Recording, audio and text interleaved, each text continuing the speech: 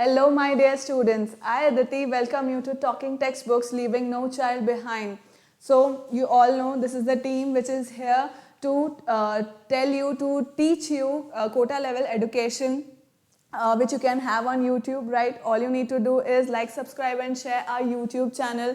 Remember to hit the bell icon so that you remain notified for our upcoming videos. This is the domain in which we'll be working. We will be covering 6 to 8 Olympiads as well as NCERT school level exams from 6 to 10 as well as NSEJS, PRMO and NTSC. So what are you waiting for? Get going fast. फटाफट से Telegram का जो app है उसे download करो and you can subscribe it है according to your class since this is the 6th class. 6th standard का हम लोगों ने क्या पढ़ा था पहले? होल नंबर्स का एक लेक्चर हम लोग पढ़ चुके थे, आज दूसरा पढ़ना है। I hope that you have taken your pen and pencil. You promised to yourself that you will attend whole of the lecture and you will make proper notes of everything. Whatever that I am teaching, you will revise it properly so that you become a smart student. Whole numbers में हम लोग first part पढ़ चुके थे, उसके अंदर हमने कुछ पैटर्न्स पढ़े थे। क्या क्या पैटर्न्स पढ़ लिए थे? तो होल नंबर्स क्या होता है, right, which is what when we include or when we annex 0 to the natural number line। ठीक है, नेचुरल नंबर में जब हम करते हैं, I told you addition subtraction number line में किस तरह से होता है। Then we did some questions related to it. We studied patterns पढ़े थे हमने लाइन पे, स्क्वायर पे, रेक्टेंगल पे, ट्रायंगल पे, राइट। उनके जो फॉर्मूलाज थे वो मैंने बताए थे आपको, उससे रिलेटेड कुछ क्वेश्चन भी बताया था करने के लिए। I hope you know this table, right. नहीं भी है तो we remember, we know the formulas now, ठीक है, उससे डायरेक्ट भी कर सकते हैं। मैंने फिर नंबर के जो पैटर्न्स थे वो भी मैंने आपको बताए थे करने के लिए, उसी से रिलेटेड अपन कुछ क्वेश्चन करते हैं, ठीक है। आओ, write any two numbers which can be shown as rectangles in the dot pattern. अब रेक्टेंगल का फॉर्मूला याद करो, क्या था? n+1, right. क्या था? n+1।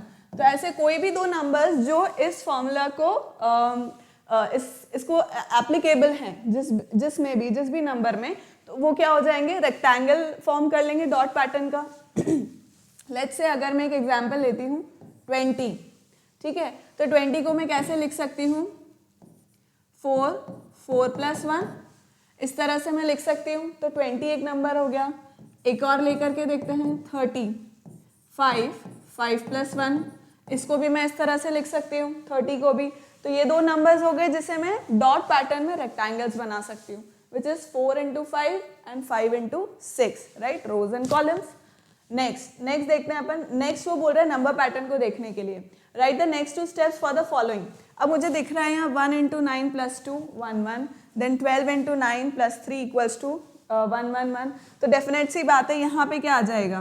1 2 3 into 9 + 4 कितना हो जाएगा? 1 1 1 1, right. This is the pattern which we can see here. अब यहाँ 1 2 3 तक अगर मैंने लिख लिया है तो मैं नेक्स्ट लिखूंगी 1 2 3 4 into 9 + 5। तो ये कितने टाइम्स हो जाएगा? 1 जो है वो कितने टाइम्स आ जाएगा? 1 2 3 4 and 5। This is how you do number pattern questions, ठीक है। नंबर पैटर्न के जो क्वेश्चंस होते हैं वो इसी तरह से आते हैं। पैटर्न बन रहा है इसके अंदर, we can see the pattern here. Pattern हमें समझ में आ रहा है, right. I hope you have understood. आगे चलते हैं अपन। Operation in whole numbers, plus minus into divide, हम बचपन से करते आ रहे हैं, नर्सरी कक्षा से करते हुए आ रहे हैं, ठीक है। तो अपन फटाफट से इसको ऐड, सब्ट्रैक्ट, मल्टीप्लाई, डिवाइड जो क्वेश्चन दे रखे हैं वो करते हैं। अब देखो यहाँ पे कितना है? 10 देन 20, तो ये हो गया 2 and 4 and 6 6 9 9 and 5 is 14 14 and 6 is 20 again, then 2 8, then 13 13 and 4 17 17 and 9 17 and 9 is 26, right, 2 3 4। so इसका आंसर कितना आ गया? 4600, राइट। इस एडिशन का आंसर कितना आ गया? 4600। ऐड करना आता है आपको, you can write it like this as well, 1 9 6 2, फिर ब्लॉक में 4 5 3, फिर again 1 5 3 8 and then is 6 4 7, then you can add all of this, right, you can write it like this। ऐसे ही ऐड करते हैं अपन। नेक्स्ट सब्ट्रैक्शन में देखो, 14 - 6 is what? 14 - 6 is 8, then 13 minus 5 is 8 again, and then is 14 minus 4 and 2, 8, then this is 11. This is 11. 11 minus 5 is 6, then 13 minus 7 is again 6, and this is 4. So इसका answer कितना आ गया? 4, 6, 6, 8. Next अपन multiply करते हैं.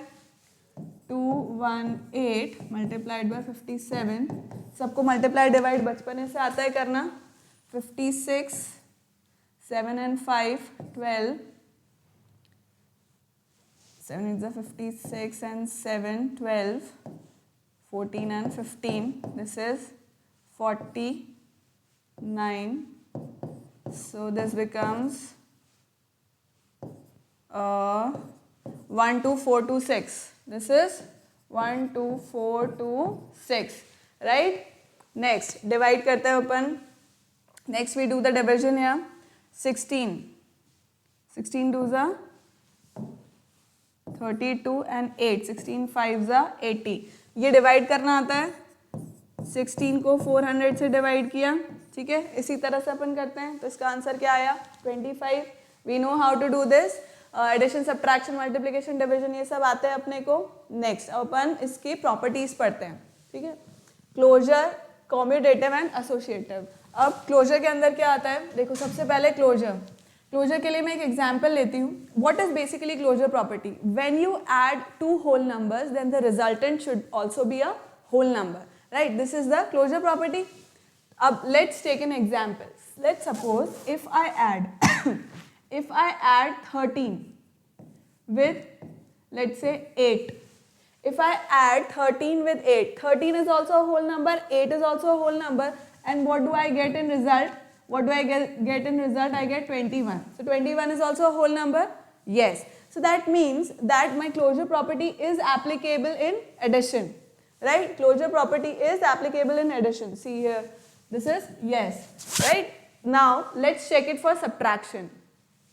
If I check it for subtraction, 13 minus 8 will give me 5, which is true. Correct? 13 is whole number, 8 is whole number, and 5 is again a whole number. So this holds true. What if I do 8 minus 13? This will give me minus 5. Right? So is minus 5 a whole number?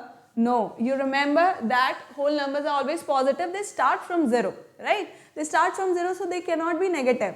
So this is not applicable. Means in subtraction, it is not always necessary that it will be or the closure property would be applicable. It is not necessary, right? So it is no here, right? The closure property is not always true in subtraction. Next we check it for multiplication. Let's check it for multiplication. 13 into 8. If I do 13 into 8 is 104, right? 13 8s is 104. So if I write it like this, 13 is whole number, 8 is whole number, and 104 is again a whole number, right? So there is no problem with this. So again, closure property is applicable for multiplication as well. Now let's check it for C here. It is applicable for multiplication. Let's check it for division now. If I divide 13 divided by 8, so this is not divisible. 13 is not divisible by 8. We know this, right? 13 is odd, 8 is even. So this is not divisible. So which means that it is a fraction. Fraction is not a whole number, right? We know this. Whole numbers are not fractions, right? They start from 0. तो इसका मतलब ये भी क्या हो गया? इसके अंदर भी closure property is not applicable, right? Because 13 by 8 is not a whole number. So again, in division it does not follow closure property, right? Next, let's check it for commutative. Commutative means what? That position doesn't matter. Whether you are adding first number with the second number or second number with the first number, the answer is same, right? It says that the answer is same. So that is what? Commutative property, right? So let's check it for commutative property. Okay. So if I take the same example, let's check it for addition. 13 plus 8 अगर मैं करूँ, तो I will get what? 21. If I do 8 plus 13, again I will get 21 itself. Both the answers are same. both the answers are same. It doesn't matter if I'm writing 13 first or 8. It doesn't matter, the answer remains same, right? So this is following commutative property. Addition is following what? Commutative property here. Let's check it for subtraction now. We have seen it here itself. 13 minus 8 is 5 and 8 minus 13 is what? Minus 5. So these two are not equal. So these two are not equal, which says these two are since not equal, so I can say what? That this does not follow associative property, means whole numbers does not follow associative property in subtraction. Let's check it for multiplication. Very simple. If I write 13 into 8 or if I write 8 into 13, if I write 8 into 13, then both will give me what? 104. Both will give me 104. It is one and the same thing, right? So this is what? Again applicable for multiplication. See, this is commutative is applicable in addition, then in multiplication. Let's check it for division. Let's check it for division now. 13 divided by 8 is what? 13 upon 8, and 8 divided by 13 is what? 8 upon 13. First and the foremost thing is that these two are not whole numbers, right? These two are not whole numbers, these are fractions, one thing. Again, these are different fractions, right? The value of 13 upon 8 is different and 8 upon 13 is different, right? So again, these two are not same, these two are not equal. So in subtraction and division, position matters, right? That is why these are not applicable in the whole numbers. For subtraction and division, the commutative property does not hold true, right? Next, means it is not so that it won't be applicable in all the it is not applicable in subtraction and division. Correct, right? Next, check it for associative. अब अपन associative के लिए check करते हैं. Associative means if you are adding first two numbers, then with that answer you add the third number.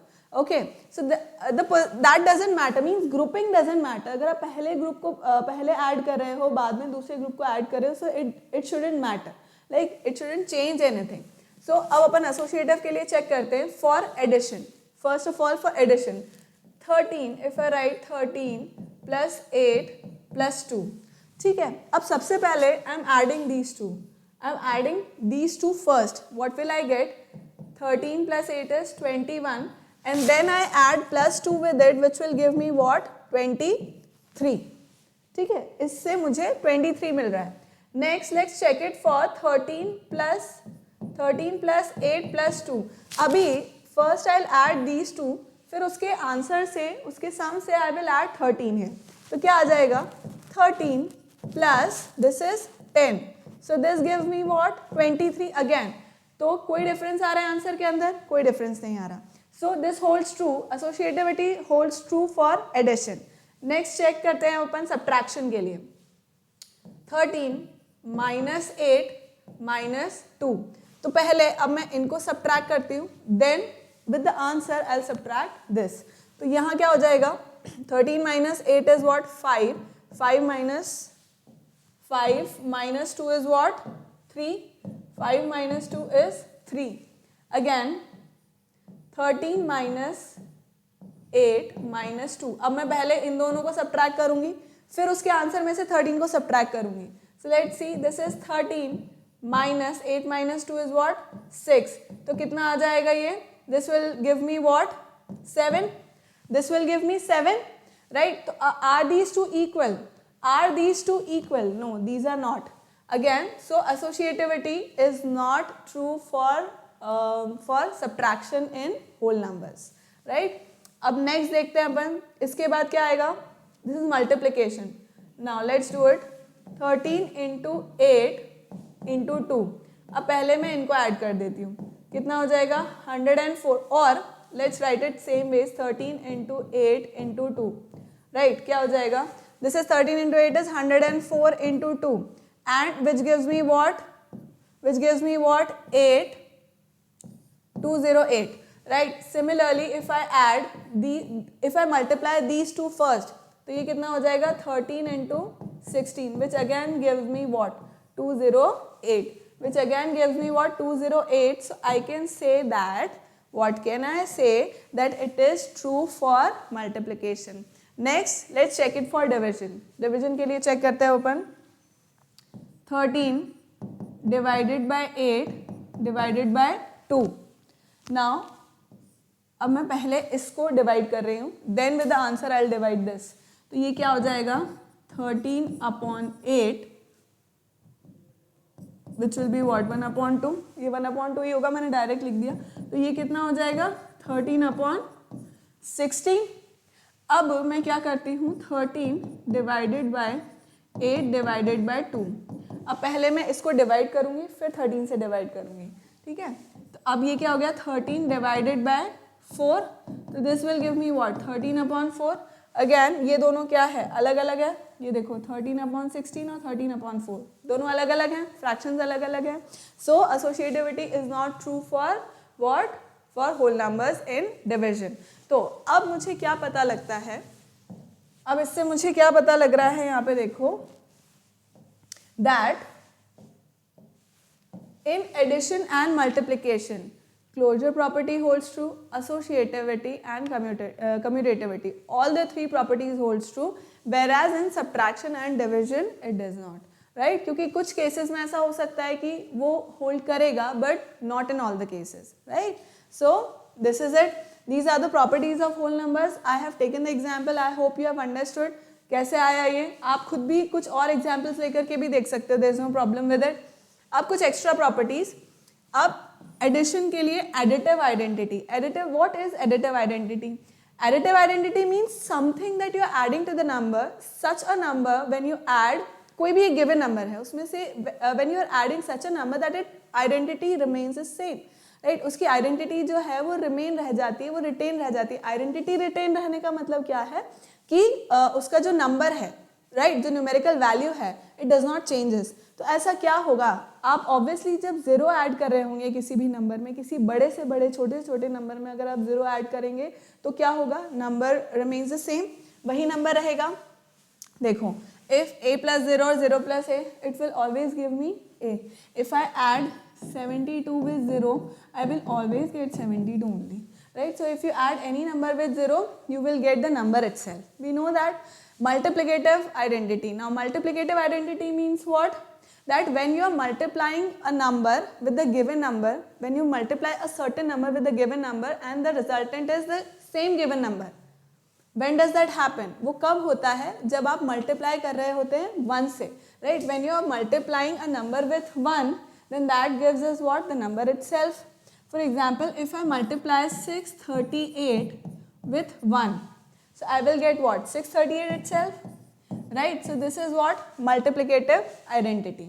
Next, property of zero. Property of zero का क्या मतलब होता है? अगर आप zero को किसी भी नंबर से मल्टीप्लाई करोगे, कितने भी बड़े छोटे नंबर से मल्टीप्लाई करोगे, तो हमेशा मुझको क्या मिलेगा? हमेशा I will get zero itself. Right? किसी भी नंबर को मल्टीप्लाई करके देख लो. For example, 9 into 0, I will get 0 itself. Right? Or some big number 6, 7, 8, 9, 4, 3 into 0, so I will get 0 itself. That is the power of 0. ठीक है, कि आप कितने भी बड़े नंबर को मल्टीप्लाई कर रहे हो 0 से, हमेशा क्या मिल रहा है? आपको 0 ही मिल रहा है. अब डिवीजन की कुछ प्रॉपर्टीज. अगर आप किसी भी नंबर को, if you are dividing any number by 1, if you are dividing any number by 1, you get the number itself. Right? For example, if I write it like this, that 256 divided by 1, what will I get? I will get 256 itself. Right? If I divide 256 or any number by 1, I will get the number itself. Then, if I divide 0 by any number, if I divide 0 by any number, let's say 42, okay, 0 को मैंने 42 से divide कर दिया, तो मुझे क्या मिलेगा? 0 ही मिलेगा. राइट? आर यू अंडरस्टैंडिंग मैंने क्या प्रॉपर्टीज बोली है? डिवाइड के अंदर कोई भी नंबर को अगर मैं डिवाइड कर रही हूँ 1 से, तो I am getting the number itself. If I am dividing 0 by any number, I will get 0 itself. And if if any number is divided by 0, if any number is divided by 0 then it is not defined, it is not possible. ठीक है, अगर मैंने लिखा 436 upon 0 तो this is not defined, this is not defined. Fine. So have we understood the properties? क्या हमें property समझ में आ गई whole numbers की? Closure property क्या होता है, associative, commutative, जो अदर दूसरी प्रॉपर्टीज है, multiplicative identity and additive identity. I hope we have understood. You can practise it with your own examples as well. आप लोग घर पे भी अपने खुद के एग्जाम्पल से चेक कर सकते हैं इन सबको. Right, let's do next property is distributive property. Distributive property means what? See here, distributive property का मतलब ये है कि when this is written like this, right, this is over addition. तो अब मैं क्या करूंगी, ए को मैं बी से मल्टीप्लाई कर दूंगी एंड देन एडिशन का साइन एंड देन मैं ए को सी से मल्टीप्लाई कर दूंगी. सेम वे सब्ट्रैक्शन के अंदर क्या होगा, ए को मैं बी से मल्टीप्लाई कर रही हूँ, देन सब्ट्रैक्शन का साइन एंड देन मैं ए को ही सी से भी मल्टीप्लाई कर रही हूँ. एक एग्जाम्पल लेकर के देखते हैं. For example I take it like this 3 5 plus 2. ठीक है, तो अब मैं इसको कैसे लिख लूंगी, this will be 3 into 5 plus 3 into 2. It will be written like this. Okay. Similarly, if I take it for subtraction, तो subtraction में क्या होगा, I will write it like this 3 into 5, then subtraction का sign as it is, then 3 into 2. This is how I will write it. Okay. Have you understood कि distributive property किस तरह से work करती है ना? जो भी इसके अंदर है, ब्रैकेट के अंदर है, बस उससे उसको मल्टीप्लाई कर दो, बीच में जो भी साइन प्लस और माइनस, you can put it that as same. अब इसी पे बेस्ड क्वेश्चन है, देखो क्या बोल रहा है, what number should replace each n. अब यहाँ पर एन का जो वैल्यू है वो मुझको देखना है कि वो क्या आएगा. अब देखो 3 इंटू एन होगा और 3 इंटू 6 होगा. अब 3 इंटू 6 तो यहाँ हो गया और 3 इंटू यहाँ पे क्या हो रहा है, 5 हो रहा है. 3 into 6 is the 3 is the common number. 3 common number है, 6 आ गया तो यहाँ क्या आएगा, डेफिनेट सी बात है n is equals to 5 here. Next question देखते हैं. 7 into 4 plus 9 into 3. 7 4 plus 3. 7 into 4 plus 3. अब 7 को मैं 4 से मल्टीप्लाई कर रही हूँ पहले, तो ये 7 4 से मल्टीप्लाई हो रहा है, प्लस का sign, then 7 is multiplied by 3, तो ये आ गया, क्या आना चाहिए यहाँ पर, n is definitely what, 7. n is definitely 7. Next 9 into 8 plus 8 into 8. इसके अंदर क्या होगा, which is the number which is multiplied by both. 8 is the number, यहाँ पे 9 आ रहा है, यहाँ पे 8 आ रहा है. अब देखो 9 n से मल्टीप्लाई हुआ, 9 8 से मल्टीप्लाई हुआ एंड 8 n से मल्टीप्लाई हुआ, 8 8 से मल्टीप्लाई हुआ. इसका मतलब यहाँ पे n जो है वो क्या है, 8 है. n is what, 8. So we have understood कि डिस्ट्रीब्यूटिव प्रॉपर्टी किस तरह से वर्क करती है, उस पर क्वेश्चन किस तरह से बनते हैं, उसको रिप्रेजेंट कैसे करना होता है. नेक्स्ट फ्यू क्वेश्चन कर लेते हैं अपन इसी पे base. These are the question which have come in the exam. ठीक, तो देखो, in each of the following fill in the blank so that the statement is true. 500 plus 7 into 300 minus 1. तो अब समझो 300 माइनस 1 कितना होता है, 299. तो डेफिनेटली ये वाला जो पार्ट है वो ही यहाँ मल्टीप्लाई में आएगा, which is what, 500 plus 7 is what, 507. Right, next देखते हैं अपन 888 plus 777 plus 555 into is equals to 111 multiplied by. अब इसमें से 111 तीनों में से कॉमन निकाल लिया है, तो अंदर बचा क्या है, देखो इसके अंदर बेसिकली बचा क्या है, 8 plus 7 plus 5. Right, which is what, this is 20. ठीक है, तो इसका मतलब यहाँ पे क्या आएगा, 20 आएगा. ओके, मतलब ये किस तरह से लिखा जाएगा, 111 into 20. This is how it will be written. Okay, next question देखते हैं. Easy, this is easy. 75 को उसने कैसे लिख दिया, 70 plus 5. और 425 में से वो he has already written 25, तो बचा क्या, 400. राइट, नेक्स्ट अब 89 into 100 minus 2.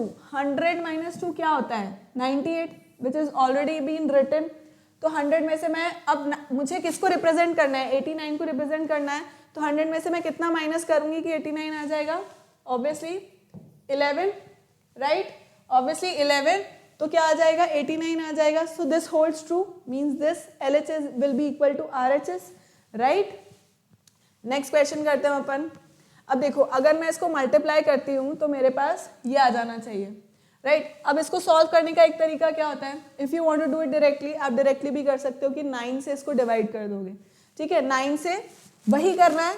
Let's say this is x, ठीक है, दिस इज x, वो जो भी नंबर है वो x है. तो यहाँ 9 क्या है, मल्टीप्लीकेशन में है, राइट साइड जाके क्या हो जाएगा, डिवाइड हो जाएगा, right.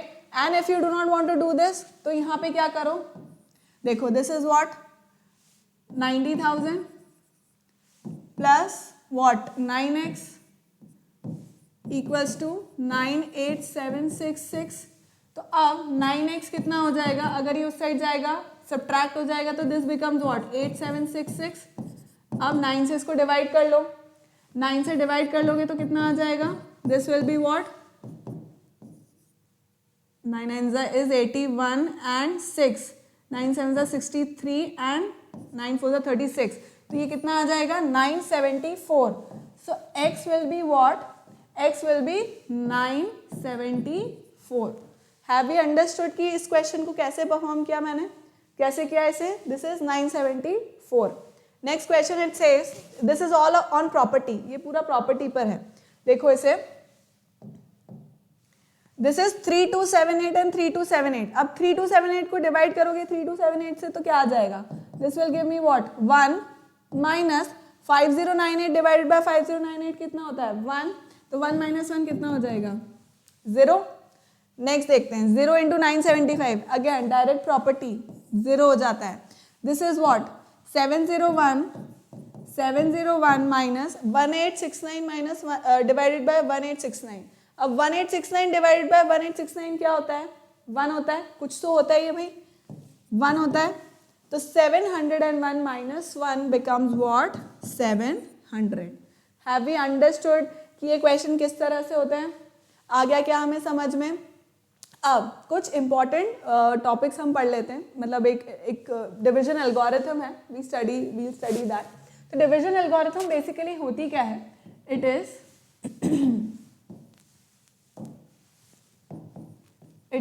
Dividend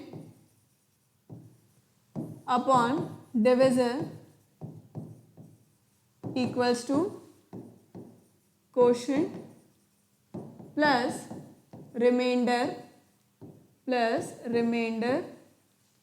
upon divisor, or I can write it like this as well.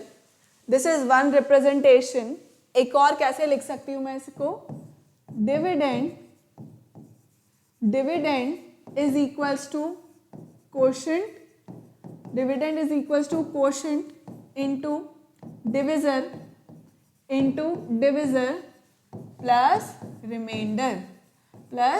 remainder. Okay, these two are the same things, एक ही जैसे, बस उसे रिप्रेजेंट करने का तरीका अलग है. अब इसको एक एग्जांपल से अपन देख लेते हैं.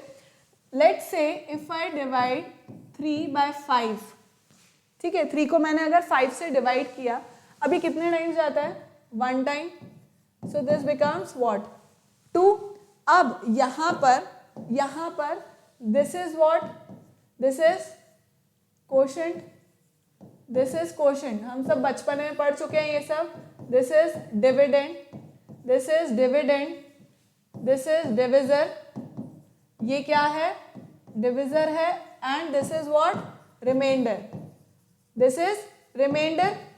अब चलो ये जो हमने यहाँ पे किया है, डिवाइड करके किया है, अब इसको अपन यहाँ पे परफॉर्म करके देखते हैं कि ये इससे होल्ड कर रहा है या नहीं, राइट. तो देखते हैं अपन, अगर अपने को डिविडेंड निकालना है, क्वोशिएंट कितना दे रखा है, quotient is given as 1. What is the divisor is again 3 and reminder कितना है 2. कितना आता है 3 + 2 = 5. तो आ गया डिविडेंड 5 आ गया. Means this is true, this is how we write it, this is how we represent it. ठीक है, अगर जो भी डिवीजन होता है, डिवीजन एल्गोरिथम एक्चुअली हमें यही बता रही होती है कि हमें ऐसे रिप्रेजेंट कैसे करना है. This is just the representation, right. Formula होता है ये. फाइंड द नंबर, अब क्वेश्चन पूछता है वो, find the number which when divided by 68 gives 7 as quotient and 3 as reminder. तो अब वो क्वेश्चन पूछ रहा है कि 68 को हमें डिवाइड करना है ऐसे एक नंबर से जिससे मुझे क्वेश्चन मिले 7 and reminder I get as 3। तो अब लेट्स से वो डिविडेंड पूछ रहा है basically, he is asking what, he is asking me dividend. तो मैं क्या करूंगी, dividend is equals to, question कितना दे रखा है 7, राइट, एंड उसके साथ डिविजर मल्टीप्लाई करना है। देखो डिविजर क्या दे रखा है, find the number which when divided by 68, so this is the divisor, तो मैं इसको मल्टीप्लाई कर दूंगी, plus reminder is given as 3, तो इससे मुझे डिविडेंड पता लग जाएगा। दिस इज व्हाट, 7 8 जा 56, 7 6 जा 42 and 5, this is 476 plus 3 which gives me what, 479, right? तो मेरा जो डिविडेंड है वो क्या है, 479 है। हैव वी अंडरस्टूड कि कैसे करेंगे अपन इस क्वेश्चन को। नेक्स्ट क्वेश्चन देखो, व्हेन द प्रोडक्ट, ये आया हुआ क्वेश्चन है in the Olympiad, when the product this is divided by 10 the reminder is. अब मुझे ये बताओ, ये बोल रहा है कि इस पूरे नंबर को जब आप मल्टीप्लाई करोगे और जब वो 10 से डिवाइड किया जाएगा, means 10 is what the divisor, तो रिमाइंडर क्या होगा, what will be the reminder है। तो अब मुझे बात बताओ, will you be multiplying this whole number, क्या इस पूरे को मल्टीप्लाई करोगे, there is no need for this. देखो यहाँ पे this is what, 2 to the power 2 is what, 4, this is 4 into 5, 4 into 5 हुआ, अगर 4 into 5 हुआ तो वो क्या हो जाएगा 20, which is written as what, 2 into 10, मतलब कि लास्ट में क्या आ रहा है 0 आ रहा है।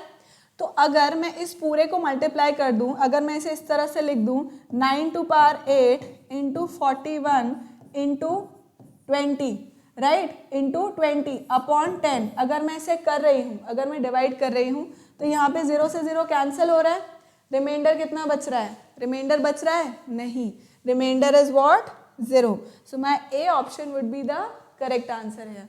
ठीक है, समझ गए हम कि कैसे किया, पूरा मल्टीप्लाई करने की जरूरत ही नहीं थी, यहाँ पे मैंने देख लिया कि दिस इज 5 4 जा 20, लास्ट में 0 बचता है, 0 से डिवाइड कर दिया उसको, मतलब 10 से डिवाइड कर दिया, 0 कैंसिल हो गया तो रिमाइंडर बचा 0, सिंपल। हैव वी अंडरस्टूड कि हमें कैसे डिवीजन एल्गोरिथम से रिलेटेड क्वेश्चन कैसे करने। Now there are few practice questions which I want you to do, of course I will be discussing it, मैं इसे डिस्कस भी करूंगी, but this is what I want you to do. I hope you have understood everything that I taught you in the whole number, जो questions थे वो भी आपने किए साथ के साथ में। If you have any queries related to the video or topic, you can always write it in the comment section. You can join us on the Telegram and keep liking, keep subscribing and keep sharing our YouTube channel, and remember to hit the bell icon so that you remain notified for our upcoming videos. Thank you so much.